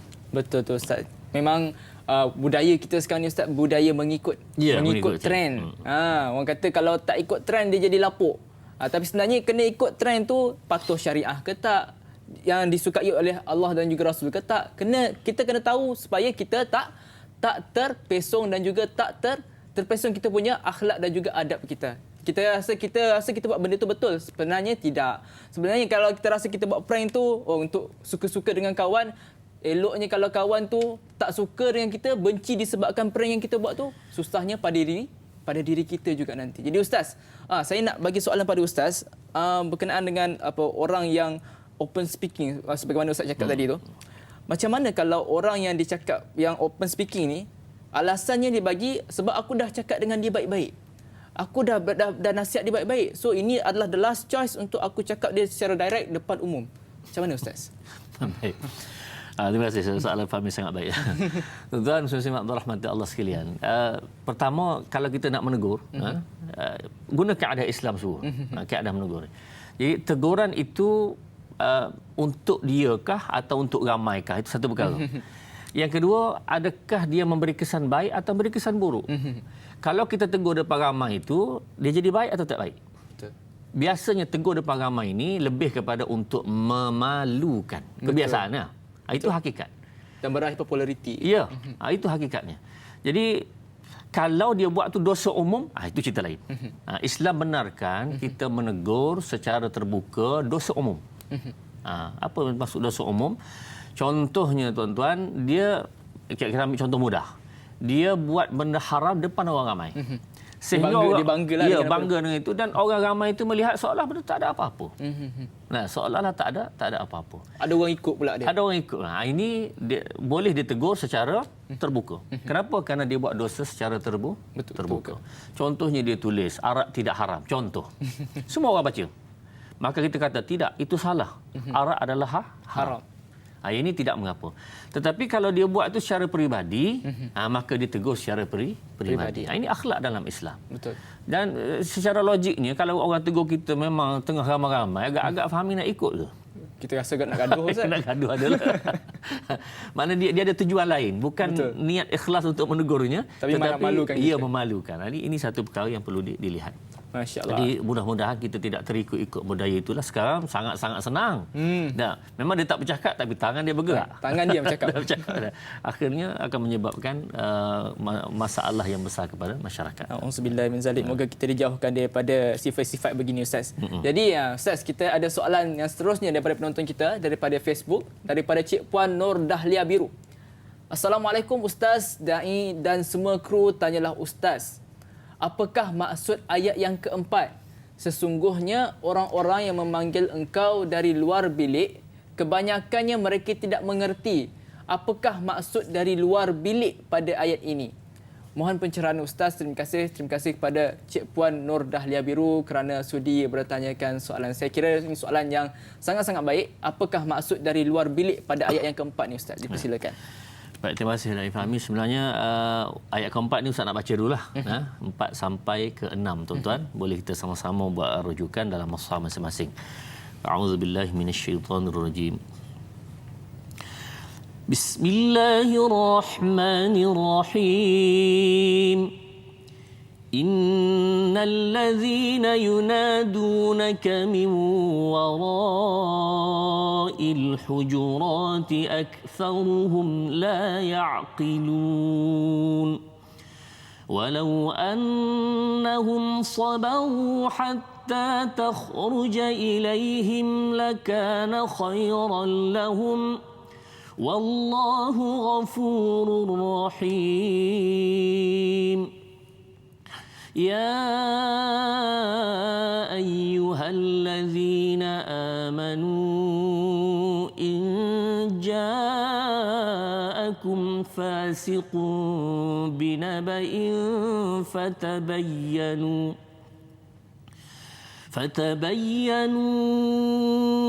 أن تصيبوا قوما بجهالة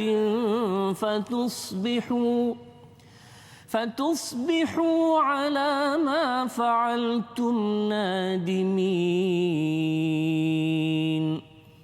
صدق الله العظيم.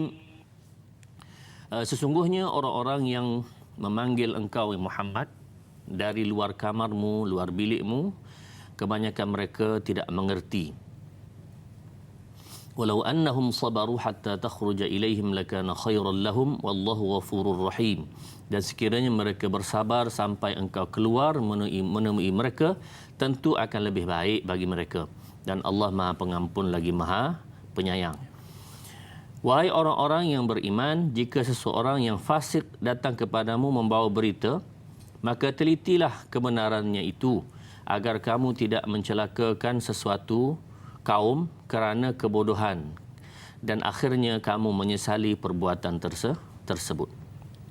Tuan-tuan muslimat rahmat Allah sekalian, berkait tentang soalan Puan Dahlia, iaitu berkenaan dengan ayat yang keempat. Sesungguhnya orang-orang yang memanggil engkau Muhammad daripada luar bilik, Hujurat, aktsaruhum la ya'qilun, kebanyakan mereka adalah tidak mengerti. Tuan-tuan muslimat rahmati Allah sekalian, ayat ini sebenarnya ada sebab nuzul, iaitu ada di kalangan beberapa wafidin ataupun utusan ataupun wakil daripada bangsa yang kita sebut Bani Tamim tadi. Cuma tidak dijelaskan secara pasti dalam tafsir, iaitu sama ada orang yang sama, iaitu Qa'qa' bin Ma'bad ataupun Aqra' bin Habis, kumpulan mereka, ataupun ada kumpulan Bani Tamim yang lain. Sebabnya ialah kumpulan pertama itu katanya lebih kurang beberapa orang, bawah daripada 10. Kumpulan yang kedua ini ramai lagi, 70 orang kata Qatadah, 70 orang. Jadi seolah-olah dia ada dua kabilah, dua kumpulan lah. Walaupun daripada Bani Tamim juga. Wallahu taala a'lam. Tapi tak mengapalah. Mereka ini nak berjumpa dengan Nabi, terus pergi kat belakang bilik Nabi itu, terus panggil. Jadi sedangkan Rasulullah SAW berada dalam rumah dia. Jadi tuan-tuan, adabnya dalam hal ini tidak boleh kita memanggil dengan kuat suaranya apa. Dia panggil ya Muhammad, ya Muhammad, ialah orang Badui kan. Begitulah keadaannya. Ya Muhammad, ya Muhammad. Jadi gunakanlah perkataannya ya Rasulullah, ya Nabi Allah, begitu. Tapi memanggil di rumah dalam keadaan Rasulullah belum keluar itu sangat-sangat di luar daripada adab yang sepatutnya. Baik. Tuan-tuan, dalam hal ini macam mana kita? Dalam hadis adab ini diajar tuan-tuan. Kita kalau pergi rumah orang, maka kita duduk menghadap rumah tersebut, jangan menghadap pintu. Ini adab orang Islam sangat-sangat cantik tuan-tuan. Jangan duduk menghadap betul-betul dengan pintu, sebab kalau dibuka pintu akan terdedah yang di dalam rumahnya itu. Sebenarnya itu dipanggil aurat dalam rumah itu. Duduk di tepi pintu, itu kaedahnya. Tapi kalau kita pergi, belasah ajalah. Ketuk. Ketuk. Baik, bagi salam kali pertama. Assalamualaikum. Tak jawab. Assalamualaikum. Tak jawab. Assalamualaikum. Tak jawab. 3 kali tak jawab ini, maka tanda kita nak balik. Ya, baliklah. Sebab hak tuan rumah sama ada dia nak menerima tetamu ataupun tidak. Itu kaedahnya. Kita Assalamualaikum sekali, 2 kali, 3 kali. Sombong betul tuan rumah ni. Kereta ada, motor ada. Tak. Bersangka baik kepada. Ini adalah satu adab yang diajar oleh Nabi sallallahu alaihi wasallam. Jadi tuan-tuan, adab dalam Islam sangat-sangat halus. Sangat-sangat halus. Hatta ketika mana kita nak berziarah, dalam surah An-Nur disebutkan bahawa ada waktu-waktu tak boleh.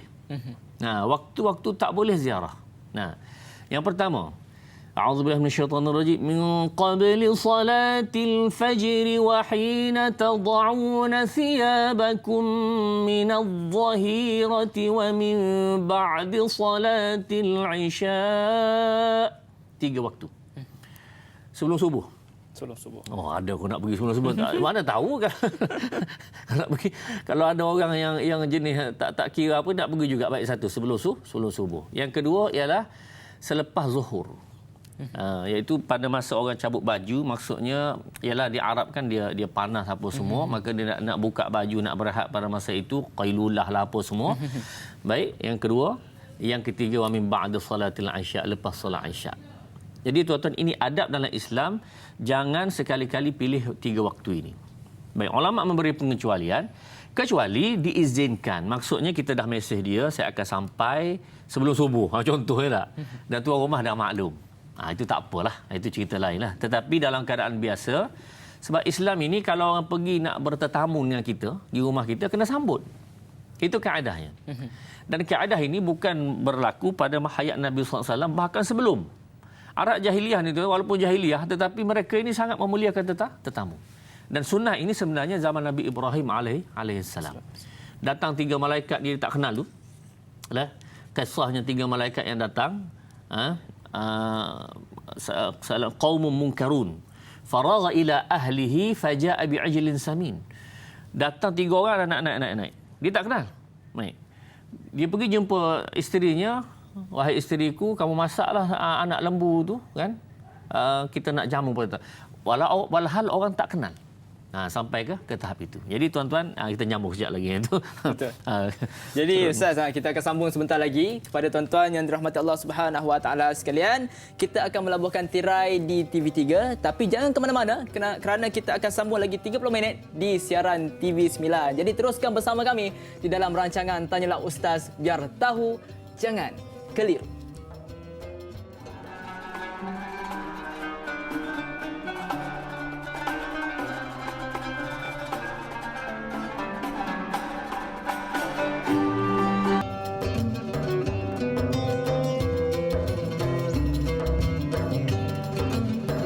Alhamdulillah, kembali semula kita di dalam rancangan Tanyalah Ustaz, biar tahu jangan keliru. Pejam celik lagi 30 minit lagi Ustaz. Kita bersiaran di TV9. Jadi Ustaz, dan juga kepada tuan-tuan yang dirahmati Allah Subhanahu Wa Taala sekalian, sebentar tadi Ustaz Luqman dah menerangkan serba sedikit tentang huraian berkenaan dengan ayat yang keempat surah Al-Hujurat. Jadinya belum habis lagi huraian tu. Kita nak minta Ustaz sambung balik berkenaan dengan adab menyambut tetamu di luar waktu. Dipersilakan Ustaz. Baik, terima kasih Da'i Fahmi dan tuan-tuan muslimin rahmati Allah sekalian, kita beri sekejap tadi. Dan berkenaan dengan adab ini tuan-tuan, menyambut tetamu, walaupun menyambut tetamu itu adalah satu perkara yang menjadi sunnah Nabi sallallahu alaihi wasallam, tapi dia tetap adakah kaedah. Jadi saya sebutkan kembali, iaitu 3 waktu tadi adalah tak sepatutnya kita pergi bertetamu di rumah orang. Ziarah. Sebelum subuh, min qabli salatil fajri wa hina tad'una thiyabakum min adh-dhahira, lepas zuhur. Kemudian ba'da salati al-isya, selepas solat isya. Ini adalah adab lah, bukan sudut haram apa semua. Kalau tuan rumah tak suka, memang kita tak boleh pergi. Tetapi kalaulah tuan rumah tadi sudah maklum, memang kita beritahu sekian-sekian waktu dan dia okey, maka insya-Allah itu tidak ada apa-apa. Tapi secara umum, 3 waktu ini tidak sepatutnya untuk kita ke rumah orang. Tadi saya nak tambah Ustaz. Ya. Memang kita tak dibenarkan ataupun tak digalakkan untuk ziarah sebelum subuh, selepas zuhur dan juga selepas isyak. Tapi macam mana Ustaz? Dia tak ziarah. Tapi dok call kita malam-malam Ustaz. Call tak berhenti-berhenti. Kadang-kadang niatnya baik, nak tanyakan soalan dan sebagainya. Tapi kadang-kadang callnya pukul 12. Oh gitu ya. Pukul 1. Tak angkat, dia akan call banyak kali. Macam mana Ustaz? Silakan. Okey, terima kasih Da'i Fahmi. Mangkali dia suka Fahmi kot. Allah. Tuan-tuan muslimat rahmati Allah sekalian. Sebenarnya hakikat itu saya rasa ramai asatizah kita yang kena begitulah. Betul. Dan Ustaz juga mengalami perkara yang sama.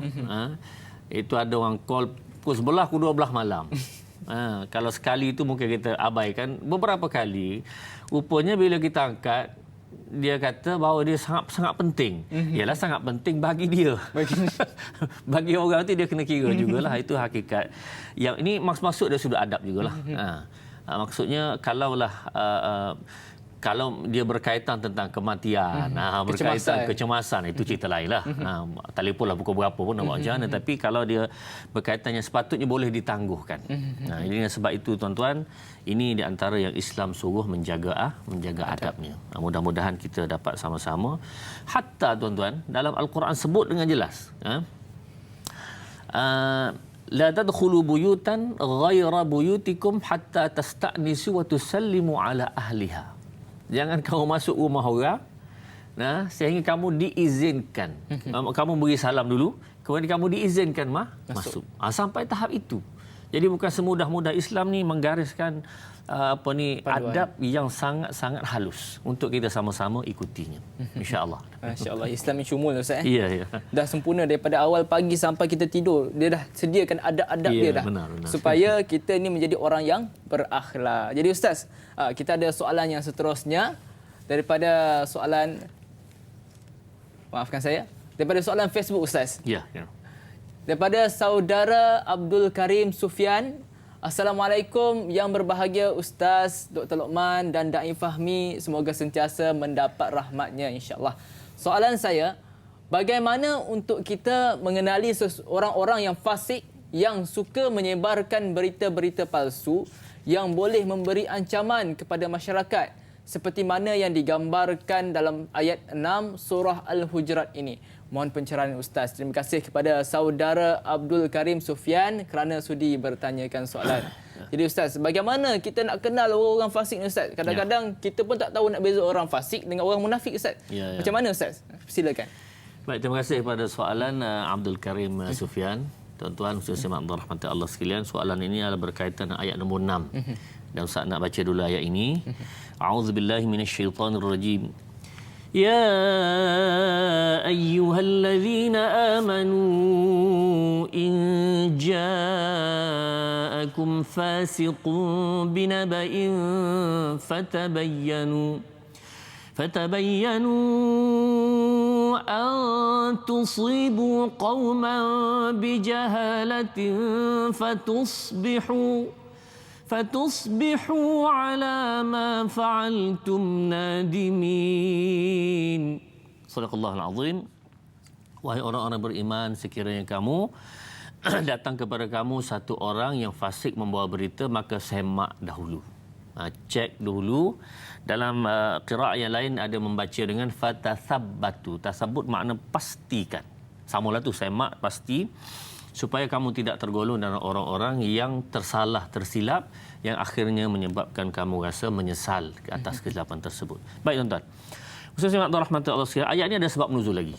Jadi sebab nuzul lagi. Dia tak jauh begini. Dua tiga ayat ada sebab nuzul. Itu dalam surah Al-Hujurat. Sebab nuzul ini berkenaan dengan seorang sahabat bernama Al-Walid bin Uqbah bin Abi Mu'ayyid.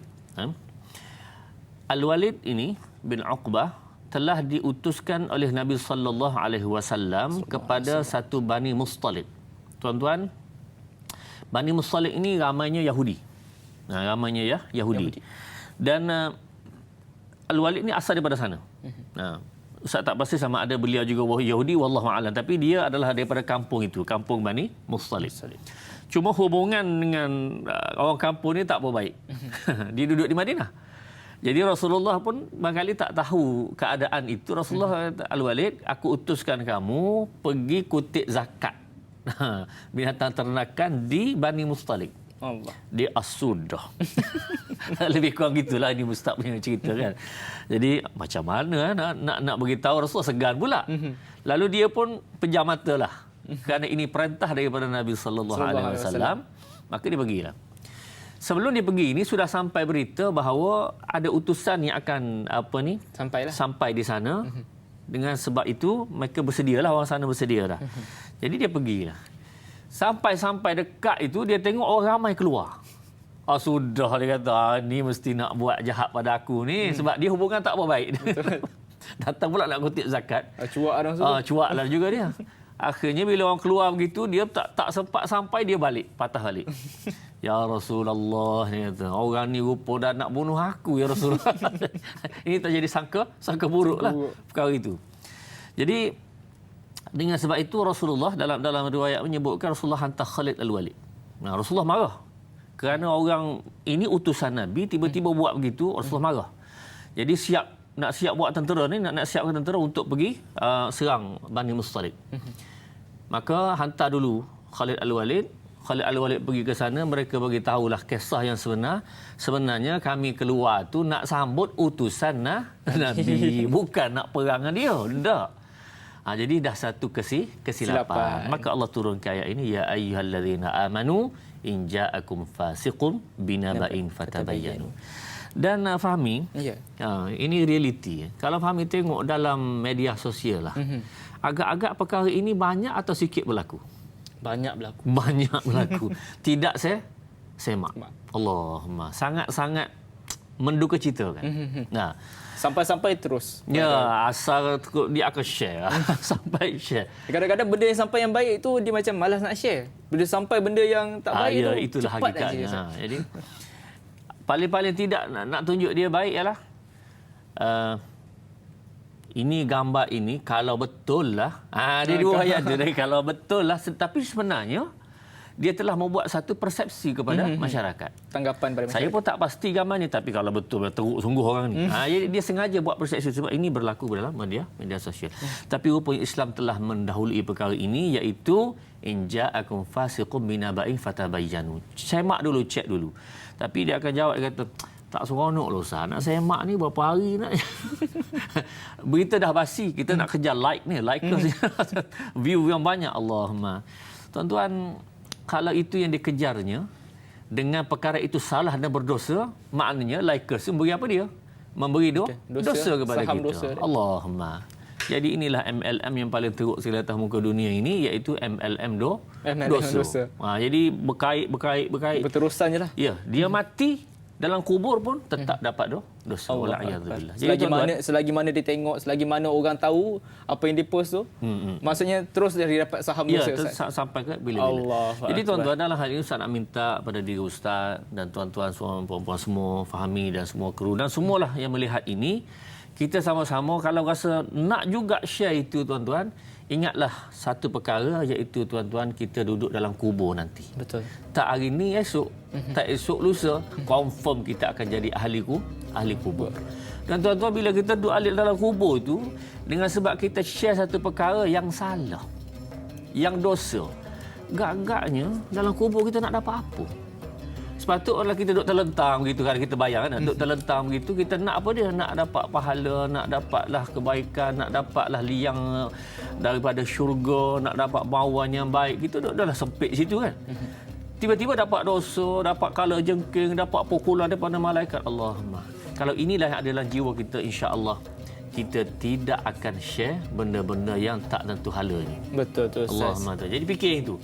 Yang fikir orang lain tu kedua. Kita dulu, sebab kita akan duduk dalam kubur. Ustaz akan dalam kubur, Fahmi akan dalam kubur, semua tuan-tuan akan dalam kubur belaka. Betul. Jadi dengan sebab itu, kita sebagai ahli kubur ni tuan-tuan nak jaga supaya kita terima pahala.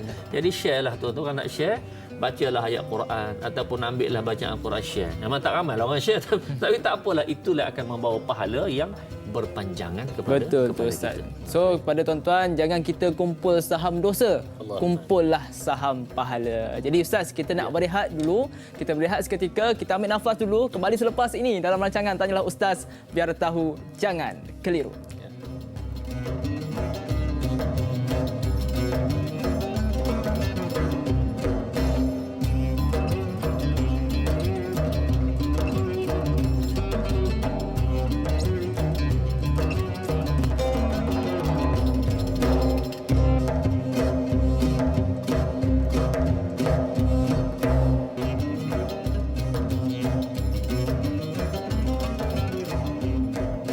Alhamdulillah, kembali semula kita di dalam rancangan Tanyalah Ustaz, biar tahu jangan keliru, dengan topik kita pada hari ini, iaitu tafsir Al-Quran surah Al-Hujurat ayat 1 hingga 6. Jadi tuan-tuan yang dirahmati Allah Subhanahu Wa Taala sekalian, saya pun tak nak berlengah masa lagi. Kita nak terus dengan huraian Ustaz tadi. Ustaz tak habis nak hurai lagi berkenaan dengan orang yang fasik. Bagaimana kita nak kenal orang yang fasik dan juga kata-kata yang akan membawa ke syurga Allah Subhanahu Wa Taala. Dipersilakan Ustaz. Baik, terima kasih Da'i Fahmi. Ini berhubung dengan yang ja'akum fasiqun tadi. Baik, tuan-tuan semua rahmati Allah sekalian. Soalan Abdul Karim tadi. berkenaan dengan macam mana nak cam fasik atau tidak fasik. Tuan-tuan, sebenarnya ayat berkenaan fasik ini banyak, ya. Cerita tentang orang fasik begini. Tapi paling mudah tuan-tuan kita nak cek, tak usah tengok orang, tengok kita. Seorang yang membiasakan dosa-dosa kecil, dia membawa kepada fasik. Membiasakan dosa-dosa kecil. Nah, suka melihat aurat,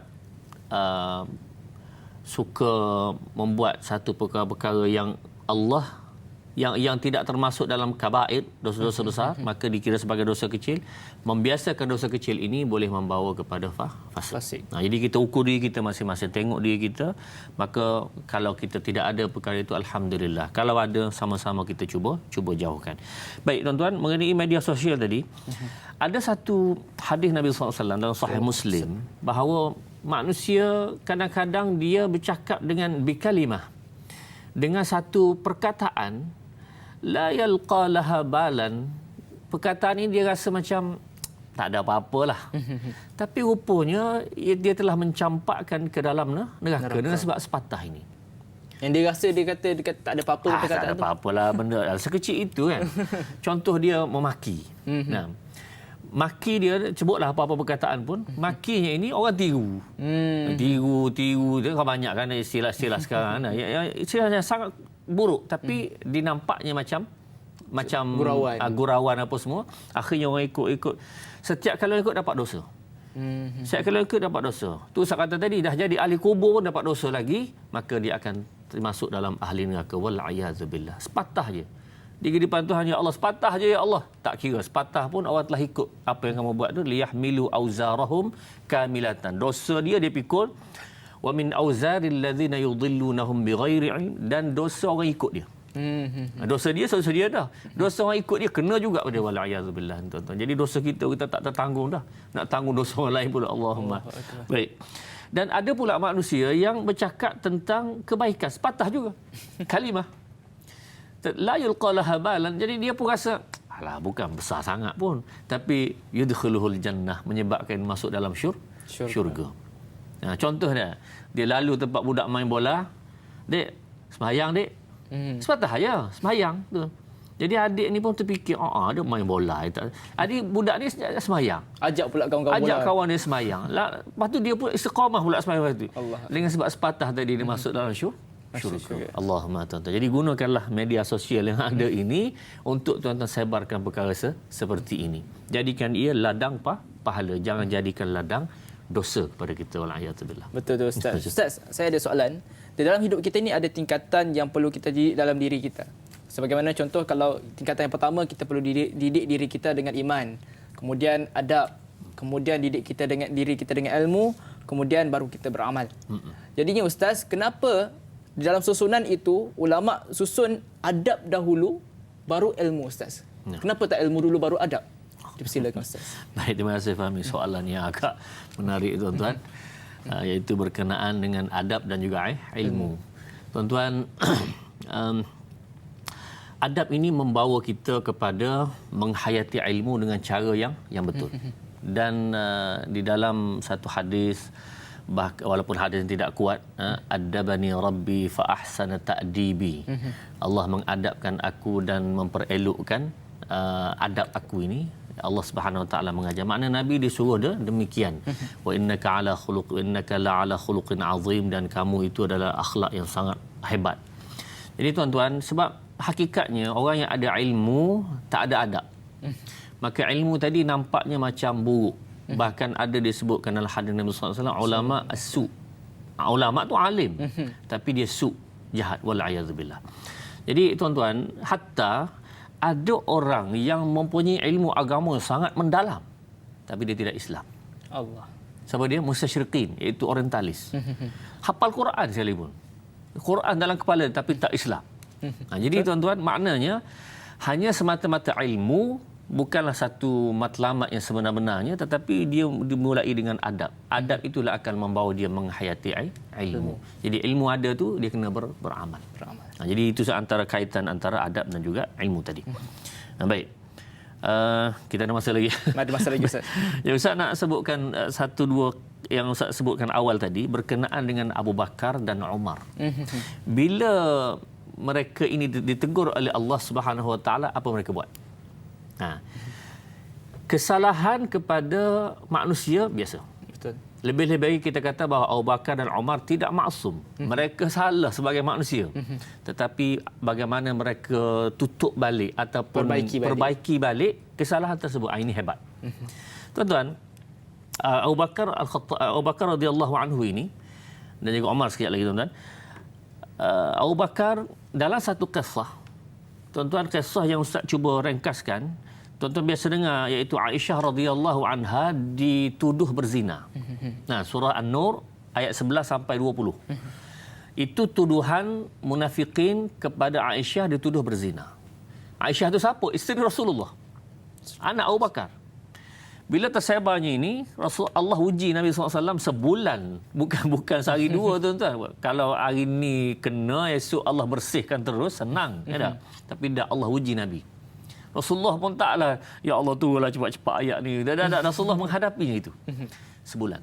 Kemudian turun ayat membersihkan at-tayyibatu lit-tayyibin wat-tayyibun lit-tayyibat sehingga akhir ayat. Maknanya orang baik untuk wanita baik, untuk lelaki baik. Lelaki baik untuk wanita yang baik. Itulah menunjukkan Aisyah ini bersih. Nah, jadi dengan sebab itu tuan-tuan, antara orang yang membawa tuduhan ini, yang nyebar-nyebarnya ini, siapa dia? Iaitu namanya Mistah bin Usasah. Mistah bin Usasah ini sepupu Abu Bakar. Bukan orang lain. Maknanya pak sepupu kepada Aisyah. Allah. Orang terdekat juga. Orang dekat ni. Lebih lagi, Mistah ini miskin dan dibantu secara bulanan oleh Abu Bakar. Katakanlah duit 100 lah dirham kita kata tak. Setiap bulan bagi 100 kepada Mistah. Abu Bakar sentiasa bantu dia. Tetapi bila dia menyebarkan berita tentang Aisyah dituduh berzina, dia tolong sebar, tentulah pecah hati Abu Bakar. Tak? Macam mana ni aku tolong dia, kita dah bangkit dah. Aku tolong dia, tiba-tiba Abu Bakar kata, la unfiquka abada. Dan aku tidak akan memberi nafkah kepada kamu selama-lamanya. Aku tidak akan beri nafkah selama-lamanya. Maka tuan-tuan, Allah Subhanahu Wa Taala tegur Abu Bakar.